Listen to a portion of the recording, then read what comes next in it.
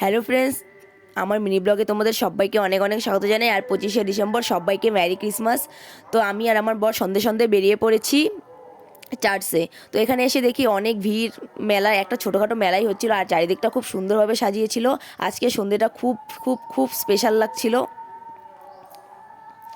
তো আমরা ভিতরে গেলাম। এটা ছিল আমার বড়দিনে বেরোনো ফার্স্ট টাইম, আমি আগে কখনো আসিনি। তো আজকে এসে খুবই ভালো লাগছিল। এরপর আমরা ভিতরে গিয়ে দেখবো ভিতরে কি হচ্ছে।